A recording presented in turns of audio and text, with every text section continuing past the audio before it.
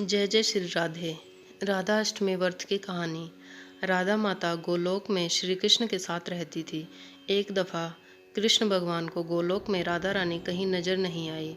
कुछ देर बाद कन्हैया अपनी सखी विराजा के साथ घूमने चले गए। यह बात जब राधा रानी को मालूम हुई तो उन्हें गुस्सा आ गया और वे सीधे कन्हैया के पास पहुंची।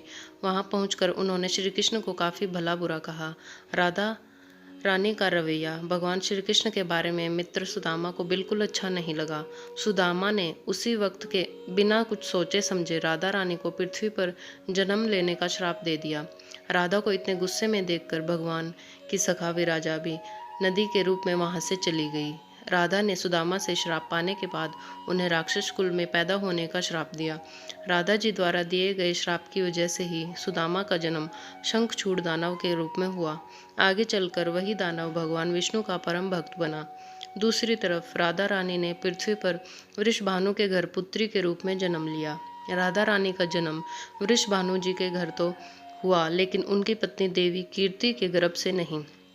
दरअसल जिस समय राधा रानी मैया और श्री दामा ने एक दूसरे को श्राप दिया था, तभी भगवान श्री कृष्ण ने कहा था कि राधा आपको वृषभानु जी और देवी कीर्ति की पुत्री बनकर पृथ्वी पर रहना होगा। मनुष्य के अवतार में आपका एक वैश्य से विवाह होगा, वो मेरे अंशावतारों में से ही एक होगा। इस तरह आप पृथ्वी पर भी मेरी ही बनकर रहेंगी, परंतु हम दोनों को बिछड़ने का दुख सहना होगा। इसके बाद कृष्ण भगवान ने राधा जी को मनुष्य योनि के रूप में जन्म लेने की तैयारी करने के लिए कहा। संसार के सामने वृषभानु जी की पत्नी गर्भवती हुई। जिस तरह एक बच्चा दुनिया में आता है, ठीक वैसे ही देवी कीर्ति का भी प्रसव हुआ। लेकिन असल में राधा माता का जन्म देवी कीर्ति के गर्भ से नहीं हुआ था। भगवान की माया से उनके गर्भ में वायु भर दी गई थी। देवी कीर्ति ने उसी वायु को जन्म दिया।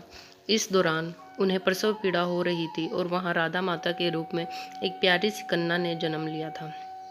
भाद्र मास के शुक्ल पक्ष की अष्टमी के दिन राधा मैया का धरती पर जन्म हुआ था। तभी से हर साल इस दिन को राधा अष्टमी के रूप में मनाया जाता है। कहानी से सीख। क्रोध एक बुराई है। क्रोध का जवाब क्रोध में ही देने से बातें और खराब हो जाती हैं। इसके कारण कई दुविधाओं का सामना करना पड़ सकता है। वृषभानु लाडली की जय। कृष्ण भगवान की जय। राधा वल्लभ लाल की जय।